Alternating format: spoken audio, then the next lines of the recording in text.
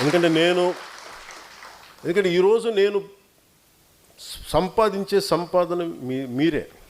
1,000 కోట్లు నాకు అవసరం లేదు, కానీ 20,000 మంది నా సాధకులు, 21 లక్షల మంది నా ఉద్యమిలు చాలు నాకు. నేను సంపాదించుకున్నది అంటే ఒక దేశం, ఒక 10 మంది ఉగ్రవాదులు కూర్చొని దేశాన్ని వణికిస్తూ ఉంటే, అలాంటిది మీరు 20,000 మంది మీరు కూర్చొని మీరు బిగిన ఒక మాట పైన ఉంటే మీరు ఎంత మార్పుని పట్టుకు రాగలరు? ఎంతని మందిని ఎలాంటి గుండాయిసనైనా కీళ్ళు కాళ్ళు వంచి మీరు కూర్చోబెట్టగలరు? మీ శక్తి మీకు తెలియదు, అంత బలంగా ఉంది. సో నాకు ఐ నీడ్ డిసిప్లిన్. ఈ మాట మాట్లాడాలి, ఎందుకు మాట్లాడతాం? ఈ మాట మాట్లాడకూడదు, ఎందుకు మాట్లాడాం? ఒక విశ్లేషకులు కూర్చోబెట్టి ఒక తప్పు మాట్లాడితే దాన్ని ఖండించాలి, ఎంతవరకు ఖండించాలి? తెగేదాకా లాక్కూడదు. ఒక మాట చెప్పాలి, కానీ దాంట్లో కొంత క్షమ ఉండాలి, కరెక్షన్ ఉండాలి. ఇవన్నీ I want to train all of you in that.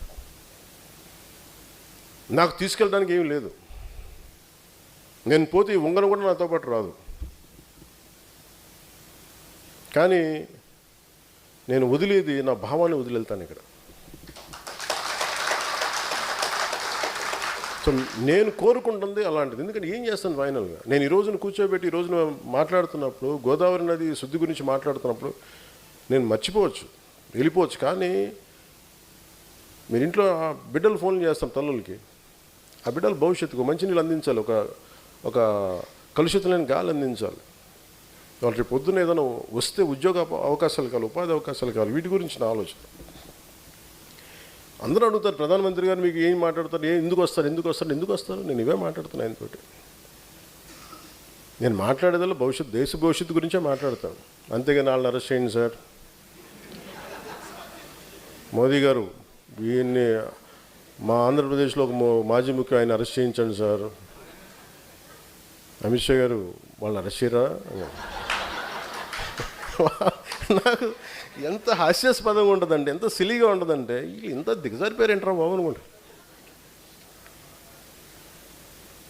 ఆ స్థాయి వ్యక్తుల దగ్గరికి వెళ్ళి ఒక ఖగార్ ఆపరేషన్ సమర్థవంతంగా నడిపిన ఒక అమిత్ షా గారి దగ్గరికి వెళ్ళి ఆర్టికల్ 370ని తీసుకెళ్ళి భారతదేశం సంపూర్ణ విలీనం చేసిన వ్యక్తి బెంగాల్లో కూర్చోబెట్టి మాట్లాడితే, ఇది మీరు హిందువుల పార్టీ అంటే కూర్చోబెట్టి ముస్లిం సమాజం కూడా బలంగా ఓట్లేసి అంత నమ్మకం సాధించారు అక్కడ. అలాంటిది నిజంగా మనస్ఫూర్తిగా చెప్తాను అనుకున్నాను.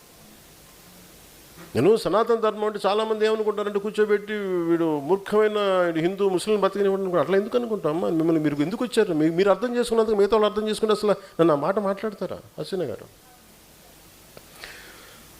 నేను ఇలాంటి కూర్చోబెట్టి మాట్లాడే వ్యక్తులతో నేనంటే వెళ్ళి, సార్ ఆయన అరెస్ట్ చేయండి సార్, ఇంత దిగజారుడుగా మాట్లాడతాను. దానికి కథనాలు మళ్ళీ విశ్లేషకులు ఇప్పుడు చెప్పండి, ఇప్పుడు మనం ఏం జరిగి ఉండొచ్చు అంటారు. అది యాక్చువల్గా ఏం జరిగిందంటే అండి, ఆ రోజున ఢిల్లీలో మీకు గుర్తే ఉన్నట్టు పవన్ కళ్యాణ్ ఆ రోజున అక్కడి నుంచి హైదరాబాద్ వెళ్ళారు ఫ్లైట్లో. వారిని కలవటం జరిగింది. ఆ జరిగిన 32 నిమిషాలు 29 నిమిషాల 34 సెకండ్లలో 4 నిమిషం 32 సెకండ్లో ఇది లేవనెత్తారంట. ఆయన 6 నిమిషాల మటుకు లేదు, దీన్ని ఖండించారు. ఇంత గొప్ప చెప్తారు మహాన్మాన్. వీళ్ళందరూ కింద కూర్చున్నాను చెప్పండి.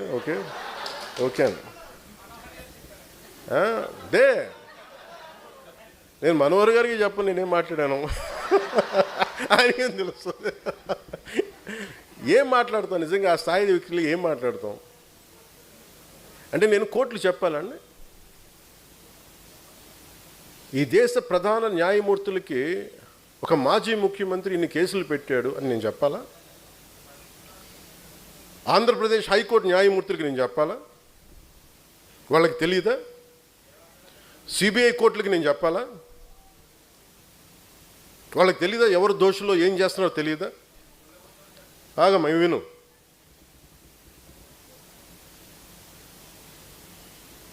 ఏ కేసుల్లో ఎవరు చేస్తున్నారో వాళ్ళకి తెలియదా? అందుకనే కదా దాఖలైన కేసులన్నీ.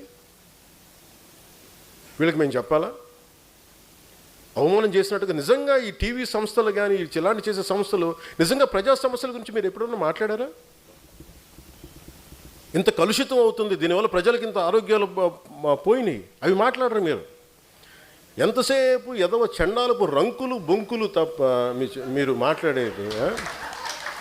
చిన్నప్పుడు మేము ఒక ఏదో మ్యాగజైన్ గుర్తులేదు నాకు, ఏదో పేపర్ తెలుగు ఆంధ్రప్రభ అని తెలియదు, దాంట్లో ఫాలాక్షన్ డైరీ అని ఒకటి ఉండేది చిన్నప్పుడు. ఎప్పుడు చూడు దాంట్లో మొత్తం చూస్తే ఏడు వాడు రంకులు మాకు అనిపించింది. మేము చదువుతుంది మా అమ్మ తిట్టేది, ఇదేంటో ఈ చండాలని చందమంతో పాటు అది కూడా చదివాండి అని నాకు అనిపించేది. అట్లా మేము ఏదైనా చూద్దామంటే ప్రజలకి విఘ్నత కలిగించే మాటలు మాట్లాడతారా, విజ్ఞానం కలిగించే మాటలు చెప్తారు. ఎందుకంటే దానివల్ల ఓట్లు పాడవు. పవన్ కళ్యాణ్ అని వాడిని తిడితే, పవన్ కళ్యాణ్ అని అమిత్ షా గారు కూర్చోబెట్టి ఒక లేని ఒక కథనం కలిగితే చూస్తారు.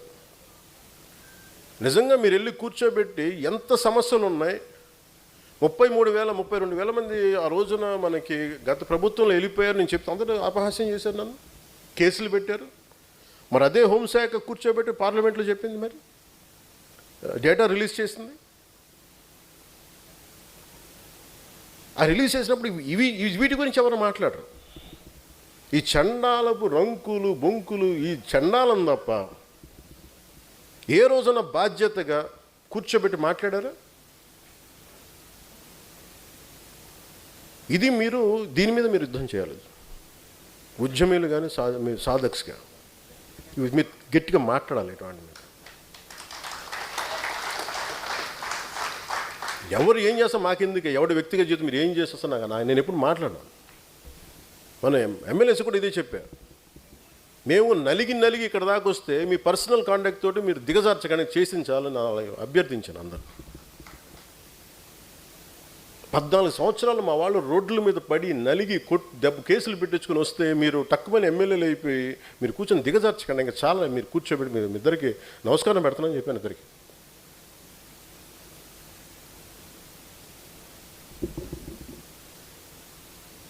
అంటే నేను అనుకుంటుంది ఏంటంటే డిసిప్లైన్డ్గా నడపాల్సిన పార్టీని. You should be ideologically driven cadre or సాధక్స్. మీరు ఎందుకు ఈ మాట మాట్లాడుతున్నారు, మీరు ఏం చేయబోతున్నారు, మీకు ఎందుకు ఒక పర్పస్ లేకపోతే please let us not do politics, let us not be in a political party, let's not be in Janasena. కేరళలో ఎందుకు జనసేనకు వచ్చారు? అక్కడ నా కులం ఉంది. అక్కడ తమిళనాడులో మురుగన్ మాలాడికి వెళ్తే అక్కడ 10 లక్షల మంది అక్కడ కూర్చోబెట్టి నా కులం ఉంటుందా? మన భావాల్ని మనం అర్థం చేసుకునే వ్యక్తులు ఉంటారు కాబట్టి వస్తారు. ఎక్కడో తమిళనాడుకి వెళ్తాను, ఎక్కడో మన మహారాష్ట్రకి వెళ్తాను, ఎందుకు వస్తారు అక్కడికి? తెలంగాణలో కూర్చొని ఒక ఎంపీటీసీలుగా గెలుస్తారు, లోకల్ బాడీస్లో గెలుస్తారు. వాళ్ళు నన్ను వచ్చి కలవను కూడా కలవలా, కానీ జెండా పెట్టుకుని గెలిచేశారు, గుర్తుకు పెట్టుకుని గెలిచేశారు చాలామంది. అంటే భావం తాలూకు గొప్పది, భావ తీవ్రత అంత గొప్పది. ప్రజా యుద్ధ నౌకని గద్దర్ గారు కూర్చోబెట్టి నన్ను ఎందుకు ఇష్టపడతారు? ఒక దళిత కులానికి చెందిన ఒక మహాకవి, ఒక మహాగాయకుడు నన్ను చూసి ఎందుకు ఇష్టపడతారు? భావాలను చూసి ఇష్టపడతారు. ఇది అర్థం కాకుండా కూర్చోబెట్టి నువ్వు ఇక్కడున్న కొంతమంది నాయకులు ఆంధ్రప్రదేశ్లో నువ్వు కాపులకి ఏం చేసావు, కాపులకి ఏ రోజు నిలబడి నేను చెప్పాను అసలు. నాకు ఎంత విసుకొస్తుంది, మీరు ఎందుకు ఇంత దిగజారుస్తారు? నిజంగా వాళ్ళు ఒకసారి ఈ రోజున సభాముఖంగా వాళ్ళందరికీ చెప్తున్నాయి మాట్లాడండి, మీకు కూడా చెప్పాలి. ఒకసారి మీరు అనిపిస్తారు ఎందుకు మాట్లాడమంటే ఈ సందర్భాన్ని పురస్కరించుకొని నన్ను విమర్శించే కాపు నాయకులందరికీ కూడా నేను సమాధానం చెప్తాను. 12 సంవత్సరాల తర్వాత నా మౌనాన్ని వీడి చెప్తున్నాను. నేను ఎప్పుడు వచ్చింది ఒక కులం కోసం రాలా. కాపు నాయకులందరికీ ఇబ్బంది ఉన్నాను చెప్తున్నాను. నేను ఒక కులం కోసం రాలా. నా దేశం కోసం వచ్చాను, నా నేల కోసం వచ్చాను, నా రాష్ట్రం కోసం వచ్చాను. మీరు నన్ను ఒక కుల నాయకుడిగా పెట్టాలనుకుంటే ఒక పని చేస్తాను.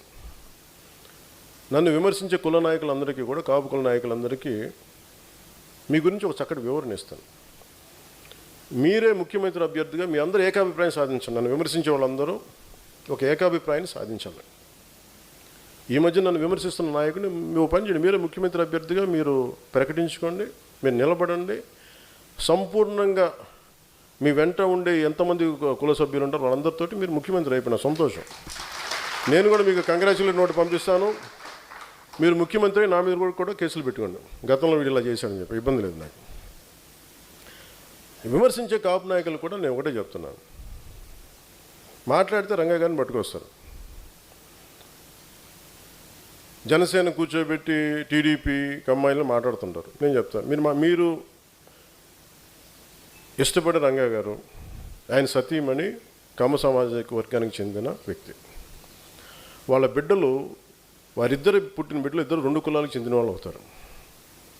అంటే మీరు ఎంత కన్వీనియంట్గా ఉందంటే మీ రాజకీయం, అది చూడరు. ఆయన బతికున్నప్పుడేమో వైసీపీలో ఉన్న నాయకులందరూ కానీ ఇక్కడున్న నాయకులందరూ కూడా ఆయన బతికున్నప్పుడు ఒక్కళ్ళు మాట్లాడాలి ఆయన గురించి. చనిపోగానే ఈరోజు అందరికీ కోపాలు వచ్చేసింది. ఎందుకంటే మరి ఏం కూర్చోబెట్టి నా మీద పడ్డారు. నేను ఎప్పుడు కులం ప్రస్తావన తీసుకుని నేను ఎప్పుడు రాలేదు. చిన్నప్పుడు ఒక్కొక్కసారి ఏదో ఒకసారి నేను చీరాల్లో పెరుగుతున్నాడు అడిగాను, మా అమ్మని అడిగా, అమ్మ మనం ఏమిట్లని అడిగాను, ఎందుకు ఇలా చండాలు ప్రశ్న చేసాను మా అమ్మ. దేనికంటే స్కూల్లో మా ఫ్రెండ్ వాళ్ళ ఇంటికి క్లాస్ ఇంటికి వెళ్తే వాళ్ళ అమ్మ అడిగింది, మీరు ఏమిట్లా అంటే, నువ్వు నోరు మూసుకుని నీకు ఇలాంటి అడగను. ఎందుకంటే మా ఇంట్లో మాకు తెలియదు. మా father being a socialist, it's always about society. మానవత్వాన్ని చూసాం కానీ కులం అనేది ఒక సోషల్ ఫ్యాక్ట్. మనం పుడతాం దాంట్లో ముందుకు, అంతేగాని దాంట్లో కూరుకుపోం కదా. దాన్ని అర్థం చేసుకుంటాం, గౌరవిస్తాం. కానీ కూర్చోబెట్టి పదే మాట్లాడడానికి విసుగు వచ్చేసింది నాకు కూడా. ఇంకెంతకాలం మాట్లాడతారా మీరు? ఎంతకాలం మాట్లాడతారు ఒక్కొక్కళ్ళు? మీ గురించి చిట్టా విప్పనా? ఒక్కొక్కడి గురించి చెప్పాలా? ఒక్కొక్కడి గురించి తట్టుకోగలరా? నేను మాట్లాడితే నోరు విప్పితే ఇష్టానికి మాట్లాడతారు ఒక్కొక్కళ్ళు. మనోహర్ గారు కూడా రాకూడదు అంటారు, ఆయన కమ్మంటారు. ఎన్నికైన ఎమ్మెల్యేలు అందరూ ఎవరయ్యా? కాపులు లేరా దాంట్లో? నా పక్కన లింగంనేని రమేష్ గారు ఉంటే ఆయన కమ్మంటారు.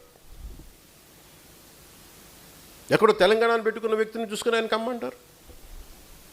ఇంకెవరు ఉండకూడదు. ఇప్పుడు హసీనా కూర్చోబెట్టి కాపులండి, ఏం తెలియ. Thank you. నేను చెప్తున్నా అంటే, నేను చెప్పేది అరే దాటి మాట్లాడదాం, కులాలు మతాలు దాటి వెళ్దాం, ఒకే అర్థం చేసుకుంటాం, మాట్లాడతాం, ప్రతి సమస్యను మాట్లాడతాం. అంటే కూర్చోబెట్టి ఇంకా తగ్గి నాకు విసుగు వచ్చేస్తుంది. ఇంకా నాకు ఓట్లు ఉంటే ఉంటాయి, పోతే పోతాయి. కానీ ఇలాంటి పనికిమాలిన విశ్లేషణలు, పనికిమాలిన ఈ విమర్శలు పెట్టుకుంటే మటుకు చాలా బలంగా సమాధానం ఇస్తాను. ఇది ఫస్ట్ టైము, భవిష్యత్తు అందరి చేత ఇప్పిస్తాను, గుర్తుపెట్టుకోండి. మీ నోళ్ళు మూతపడే వరకు, ఇంకొకసారి నా గురించి మాట్లాడాలంటే మీ నోళ్ళు మూతపడే వరకు అందరి చేత మాట్లాడిస్తాను, గుర్తుపెట్టుకోండి. ఇంకా సభ్యత సంస్కారం కాదు అని చెప్పి నేను మాట్లాడలే. ఇంకా మీరు స్థాయి దాటేశారు. మీరు ఎవడన్నా సరే మీరు మీ వాదనే చెప్తా, మీ కుల వాదనే చెప్తాను కాపు నాయకులందరికీ. మిగతా కులాల్లో చూసారా ఎక్కడన్నా? జగన్ గారి సామాజిక వర్గంలో చూసారా వాళ్ళ కులం నుంచి కూర్చున్న నాయకులు మాట్లాడారు ఎప్పుడన్నా? నువ్వు ఓడిపోతే నీ పేర్లు మార్చుకుంటాను ఎవరన్నా మాట్లాడారు? అట్లా ఎవరు మాట్లాడారు? అట్లా మాట్లాడరు. చంద్రబాబు గారి గురించి మాట్లాడారు, నువ్వేం చేసావు కమ్మవారికి అని మాట్లాడతారో మాట్లాడరు, మీరు మాట్లాడతారు. అసలు మీరు ఒకసారి లోపల ఆలోచిస్తారా? ఈరోజు మీ అందరికీ చెప్తా ఉన్నా, నా చుట్టుపక్కల చాలామంది నాయకులు ఉండేవాళ్ళు. కానీ నేను ఇప్పుడు ఉదాహరణకి ఈయనే ఉన్నారు, ఆర్ఎంఆర్ గారు ఉండేవాళ్ళు, జేడీ గారు ఉండేవాళ్ళు. ఎక్కడికి వెళ్ళినా, రాజమండ్రి ఎక్కడికి వెళ్ళినా, ఈస్ట్ గోదావరి ఎక్కడికి వెళ్ళినా జేడీ గారిని పార్టీలో చేర్చుకోవాలని, జేడీ గారిని పార్టీలో చేర్చుకోవాలంటారు.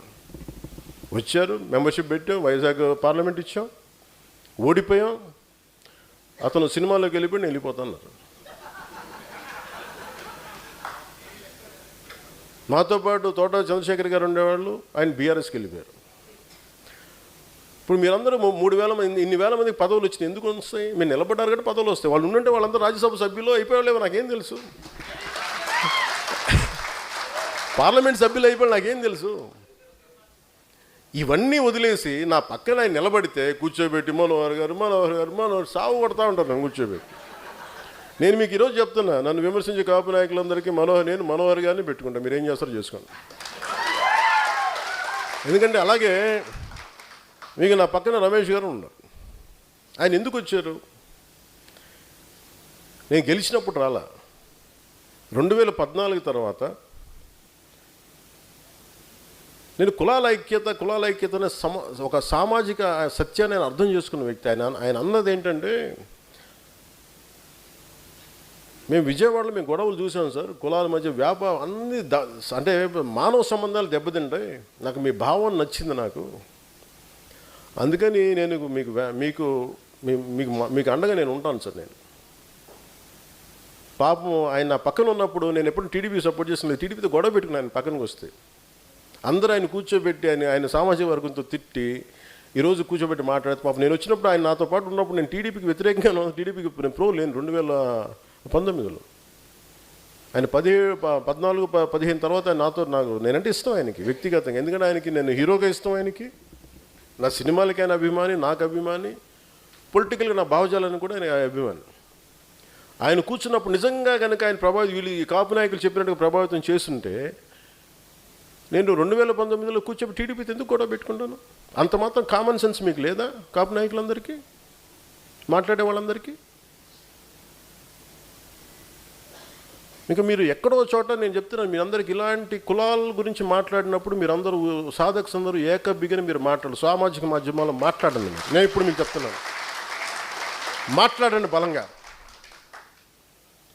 జనసేన తాలూకు మూల లక్షణం పోరాటం చేయటం, అన్యాయం మీద, ఒక అభాండం మీద పోరాటం చేయటం. మీరు మెత్తబడిపోయి కూర్చోబెట్టి అలాగే మెల్లిగా అని కూర్చోబెట్టి బండగణేష్లా ఉండకండి. మీరు అంత గట్టిగా ఉన్నాను, అభిప్రాయం చెప్పండి బలంగా. ఎందుకంటే చెప్తున్నాను, నేను కొన్ని నిర్ణయాలు తీసుకుంటాను, నా దేశ సంక్షేమం కోసం తీసుకుంటాను, మన దేశ సంక్షేమం కోసం, లేదంటే మన రాష్ట్రం కోసం తీసుకుంటాను, మనందరి భవిష్యత్తు కోసం తీసుకుంటాను. నేను మళ్ళీ చెప్తున్నా, మీరందరూ కులాల చట్టాల్లో కూరుకుపోకండి. కులం అనే సామాజిక సత్యాన్ని గుర్తించండి, మతం తాలూకు గౌరవాన్ని పాటించండి, మీ మతాలను ఆరాధించండి, ఎదుటి మతాన్ని గౌరవించండి, చట్టాలను గౌరవించండి. అంతేగాని కూర్చోబెట్టి మనమే వైలేట్ చేసి మనమే తీసేసుకొని ఇంకా సమాజాన్ని విడగొట్టిన చండాలను చాలు. ఇంక కలపడం మీద దృష్టి పెట్టండి అందరూ. సాధకులుగా నేను ఇచ్చే మీకు సలహా నేను మీకు ఇదే. ఎందుకంటే మీరు వాడు గుర్తుపెట్టుకోండి, హసీనా గారు మీరు ఎన్ని మెంబర్షిప్ చేశారమ్మా? ఓకే, ఆవిడ 200 మందికి ఆవిడ నాయకురాలు. ఆవిడ 200 మందిని కదిలించగలదు. ఆవిడ బలం. అలాగే మీరు 20,000 మంది పైచిలుకు సాధక్స్ ఉంటే మీరందరూ కలిపి 21 లక్షల మందిని తయారు చేశారు. మీరు 20,000 మంది direct connected to 21 lakh cadre ఉద్యమీస్. ఇది దేశానికి ఎంత బలం. వాళ్ళందరూ ఏకాభిప్రాయంతో ఉంటే ఎవడన్నా గొంతెత్తుతాడా మన మీద? మీరు కూర్చోబెట్టి ఒక వెబ్సైట్ ఏదైనా పిచ్చి వాగుళ్ళు వాగితే మీరందరూ స్ట్రైక్ కొడితే అసలు వెబ్సైట్లు ఉంటాయా? మన అకారణంగా ఎవడు వెబ్సైట్ మీద స్ట్రైక్ చేయం, కానీ నిజంగా చేస్తే. అలాగే నేను ఈరోజు ఒక పాజిటివ్ ఒక మంచి కథ మీకు చూపి ఒక అంశం గురించి మాట్లాడాను. అది మీరు అందరూ నిజంగా తీసుకెళ్తే మార్పు రాత అధికార యంత్రాంగంలో నేను ఆ బలాన్ని 12 సంవత్సరాల తర్వాత ఈరోజు మీరు ఏం చేయాలో నేను ఆదేశిస్తున్నాను మీకు. 15 సంవత్సరాల తర్వాత నేను ఆదేశిస్తున్నాను మీకు. నిన్న కూడా సభలో చెప్పాను, నేను సేనాని మీరు చెప్పారు నాకు. నేను జన చైతన్యం లేకపోతే జనవాహిని ఇలాంటి పేరు, జనసేన అని పేరు పెట్టాను, గుర్తుపెట్టుకోండి. సేన మీరు యుద్ధం చేసేవాళ్ళు, చేతులు మడుచు కూర్చునేవాళ్ళు కాదు. మీరు అకారణంగా నిజంగా తప్పుంటే తప్పు సరిదిద్దుకుంటాం, ఒక మాట అంటాం పొరపాటైంది సరిదిద్దుకుంటాం, ఒక విశ్లేషణ పొరపాటు అయిపోయింది పొరపాటు చేసాం సరిదిద్దుకుంటాం. అంతేగాని సహనం, మితిమీరిన సహనం మంచిది కాదు, గుర్తుపెట్టుకోండి. నేను సరైన ఆదేశం మీకు చెప్తాను. పార్టీ హైకమాండ్ నుంచి మీకు సెంట్రల్ ఆఫీస్ నుంచి మీకు వస్తుంది. You respond as one. ఒక బీహై ఉంటుంది చూసారు, ఒక తేనెటీగల సమూహం, అలా రెస్పాండ్ అవ్వండి అంతే.